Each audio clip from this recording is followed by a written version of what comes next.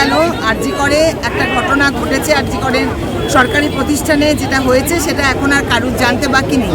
মানে শুধু আমাদের রাজ্য না, সারা পৃথিবীরই কারুর জানতে বাকি নেই। কিন্তু দুর্ভাগ্যজনক এই যে এইরকম একটা ঘটনা, সেখানে এখনো পর্যন্ত ওই এক সঞ্জয় রায় ছাড়া আর কাউকে এখনো পর্যন্ত শনাক্ত করা গেল না।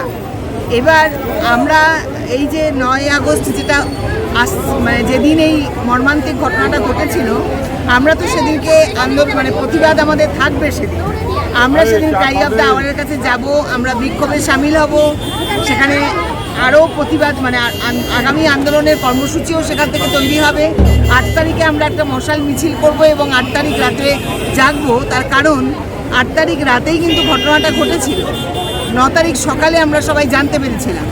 এবার এই ঘটনা সরকারি প্রতিষ্ঠানে যেহেতু, এই ঘটনার কিন্তু কেউই নিশ্চিন্তে নেই এখনো।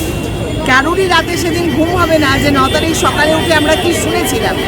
ফলে আন্দোলন জারি থাকবে, কারণ এইটার যদি খুবই লজ্জা হবে ওয়েস্ট বেঙ্গল সমেত সারা দেশের যদি এই ঘটনারও যদি কিনারা করতে না পারা যায় যে কারা এই এত বড় একটা ঘটনা ঘটাতে পারলো এবং কারা তাদেরকে এই শাস্তি থেকে আড়াল করছে, এগুলো যদি জানা না যায় তাহলে আমাদের প্রত্যেকের জন্য, আমি বলবো না শুধু মেয়েদের, ছেলেদের জন্য অত্যন্ত আতঙ্কের দিন আসছে। কারণ ছেলেদেরকেও মানুষের মতো মানুষ করতে হবে, মেয়েদেরও করতে হবে। কালকেই সম্ভবত কোনো একটা জায়গায় একজন মেয়ে কিছু প্রতিবাদ করতে গেছিল, পুলিশ তাকে অত্যন্ত বাজেভাবে ধরে গাড়িতে তুলছে এবং পুলিশ মারছে, মানে মেল পুলিশ।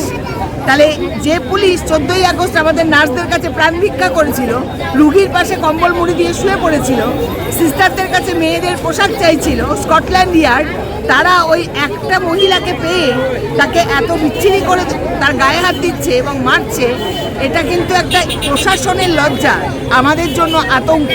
তো এই আতঙ্ক তো আমরা ভবিষ্যৎ প্রজন্মের জন্য রেখে যেতে পারি না। তাই সেই দায়িত্ব থেকে আমরা প্রতিবাদে থাকবো। হ্যাঁ, যতই বাংলা ভাষা নিয়ে এখন মাতামাতি হোক রাজ্যে, এটা আমরা ছাড়বো না।